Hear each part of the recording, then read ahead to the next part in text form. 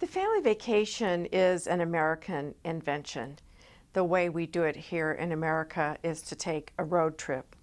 And while many families, especially well-to-do families, got in their cars in the 1920s and 1930s, and many people took railroad vacations in the 19th century, it's really not until after World War II that the American road trip, or the American family vacation as we know it, is invented. The family vacation was brought about by an unusual confluence of circumstances. A lot of things happened as a result of having fought World War II. After World War II, the vets came home and they wanted to take their families to see America. So many of them made the pilgrimage to Washington, D.C., or to the White House, or to parks. That was one impetus for the parks, seeing democracy on the road. And another impetus for the family road trip was the vets, again, coming home, and there was a very young marriage age, and it started what we know today as the baby boom. And so the baby boom, families were larger, families were being formed at a rapid rate, and the cheapest way to go on a vacation is to put everybody in the car. So that sets up, from a social aspect, the idea of the family vacation. The government had a part in the family vacation by making roads for families to travel on. And in 1956, the Interstate Federal Highway Act was signed, which provided for highways to be built all across America. And it was really a civil defense measure, but it did benefit people in the fact that there were all these funds available to the states to build roads. And not just any road. This is the kind of road where you don't have to stop. So these were roads that could go across states without turnpike fees. And so people could travel pretty far in a day because of these interstate highways. I think vets wanted to come home and see the America that they had fought for in the war, and that their buddies had lost their lives for. This big, massive effort of World War II ended, and people came home and they wanted to see what was America. If you lived in the East, you might want to go west. You wanted to see what kind of a place this was that you had fought for. And initially, after the war, it was difficult to get cars. Production of cars had been slowed down during the war because all the materials went to defense. But after the war, by 1946, they are producing new models of cars. And Detroit began producing new models of cars every year. And so the production of cars is a vital part of the American family vacation. And in creating this consumer economy where you had to have a car, it's before the days of 2 cars in the garage. You had to have a car. So car ownership just rose dramatically, allowing people to go on vacation in their cars.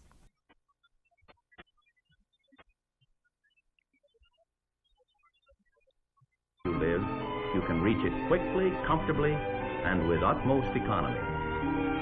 Travel this year the roads to romance, to places you have always wanted to go. And when you travel, go in one of the quality motor cars your neighborhood Chevrolet dealer has to offer. It will be your magic carpet that will carry you to the land of your heart's desire. National parks, as they opened in 1946, were completely overwhelmed with all of the visitors. People in Yellowstone would drive through the parks and not find a place to stay. So the national parks became extremely crowded. And they came up with a program, and in 1956 they expanded all of the parks, Mission 56, and they began to, Mission 60 started in 56, it was Mission 66 to be completed in 66, so they tried to accommodate more people. But I argue that by taking their children to the parks, many children who grow up in cities, parents are trying to instill in them some kind of an appreciation for nature, because the national parks were wild. And they were wild and they were dangerous places for children. Many children were hurt at national parks. Children were bitten by bears and fell into rivers, and some children even died. So the national parks were a way to take the children back to just raw nature. And I think a lot of those children were the ones who in the 1970s began these environmental movements and took back the parks. You know, if you think of Yosemite and the protests in Yosemite, these were a way for people to learn about the country, but also to learn about their idea of nature. Now, I think it also, for many children and families, it created, by going to Washington, D.C. and these American places, it created a sense of citizenship, that I am a citizen of this great country. And at the same time, people who did not have the full rights of citizenship, this created in them a frustration and a desire to change. And I argue that the strength of the civil rights movement, the roots of it, come from many of these families who, African American families, many of whom had migrated to the North, to Detroit, to Chicago. They got back on the road, wanted to see their relatives, and they were turned away from restaurants. They were directed to substandard restrooms in gas stations.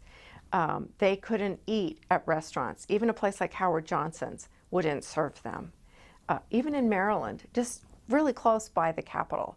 And so for these people, it wasn't so much a victory lap as it was a way for them to see that things needed to change, that they had given their time to serve in this country, but they couldn't be served in a cafeteria. Something was wrong here.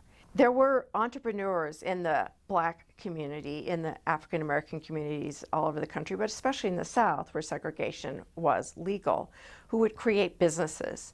And they would create roadside homes, places to stay, motels, as motels were invented. And a very enterprising man named Victor Green in New York City, he was a mail carrier, and he contacted other mail carriers and compiled a listing of places where African American families could stay and where they would know that they would be welcomed. And this led to various other guides. This guide was called the Green Book. It was published from 1936 until the mid-1960s. And these guides would help direct African American businessmen and African American families to places where they would not be humiliated in front of their children, because it was a humiliating experience for them. So I found this story in the civil rights hearings, and I also found a version of this story in the trade journal for owners of motels. And basically the trade journal was saying, the civil rights movement is something that you need to take notice of, and you need to deal with it with your customers. Because for years, for instance, if a rich family, white family, had been on the road with servants, they would have to stay in other accommodations. They would not put them up. And this is true, you know, until the early 1960s in Las Vegas. So this is a man named Ralph Sims. And Ralph Sims owned an appliance store, and his appliance business was worth, you know, $500,000. And he and his family traveled to St. Petersburg, Florida. This is in the early 60s. And when Sims asked the price of a room, the motel owner quoted the outrageous price of $50,000. Sims, Ralph Sims, said he would pay double the rate that the proprietor charged others because, and he said, I've got 2 kids out there. They haven't had a good meal all day. We're all exhausted and we can't find any place to sleep. The motel manager refused. That night, the Sims family, who were Negroes, the word of the times, tried to doze, curled up inside their parked car, counting the minutes until sunrise, when they would begin hunting a colored restaurant for business. So you can see in this story that they were wealthy enough. They wanted to eat where they wanted to eat. They didn't want to just eat at a restaurant for colored people. And so they had enough money to go anywhere. But they weren't being allowed to exercise their rights of citizenship. And this story of Ralph Sims and his family was read into the congressional record by Senator Javits in the Civil Rights Bill. And Roy Wilkins, you know, Secretary of the NAACP, got up and said, imagine yourself, he said to the senators, imagine yourself right now in July in this country getting the station wagon packed and going on a vacation with your family. Imagine being turned away. Imagine not being able to get a place to eat or a place to stay. And he used that image of the family of Ralph Sims to convince this committee that something had to change, that public accommodations had to be open to all citizens in America.